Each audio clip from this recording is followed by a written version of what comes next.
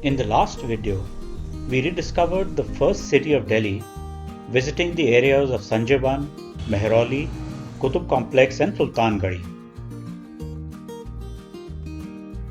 In this video, I cycled to Siri Fort, which unlike the Mehrauli complex is unfortunately not as well preserved. However, despite that, it remains an important landmark in the evolution of Delhi as its second city.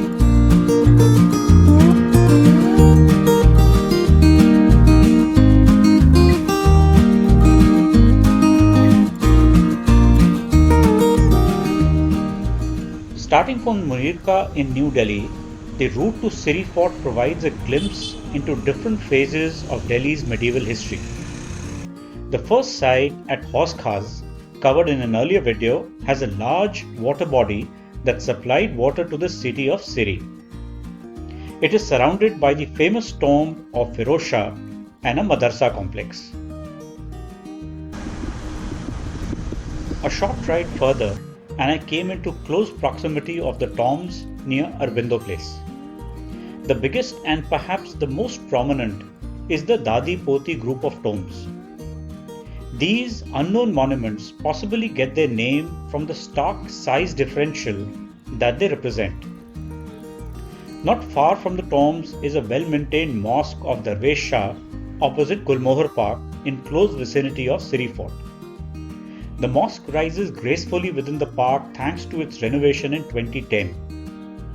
It lies along the Balbir Saxena Marg right across the road junction that leads to Siri Fort. Its flanking minarets and 7 mihrab recesses give it a distinct character and make it a worthy stopover along the route. Just a couple of hundred meters beyond, along the Khelgaon Marg, you can catch the first glimpse of the walls of Siri Fort. The entrance is rather nondescript, and if not observed carefully, it can be missed for a small colony park from the outside. Along the same road lies the Siri Fort Sports Complex, and closer still, the Archaeological Survey of India's Children's Museum. Entering the lawns of the Siri Fort complex, one is struck by its serenity and an almost complete absence of visitors. A short distance and onto the right is a dilapidated wall which emerges from the ruins. Along the length of the wall, leftovers from the fort ramparts punctuate its alignment. Their width and sturdy layout exemplifies the strength of the erstwhile fort. It is therefore not surprising that Khilji was able to defend the city from the marauding Mongol invaders despite many invasions. Legend suggests that he got 8,000 Mongols slaughtered and buried their heads in the fort wall, which supposedly gives it the name Siri, which is derived from the Hindi word sir or head. The complex also houses a mosque called the Muhammad Wali Masjid. This is probably a 15th century monument which was built during the Lodi period.